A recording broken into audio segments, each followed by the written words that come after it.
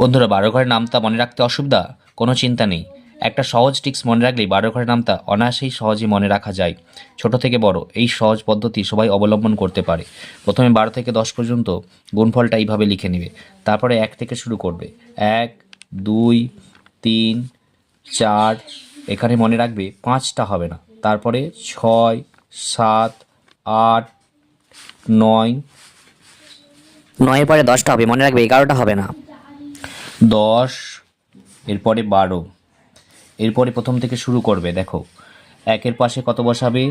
২, ৪, ৬, ৮, ০। এই অর্ডারটা পরপর বসিয়ে যেতে হবে। আবার ২, ৪, ৬, ৮, ০।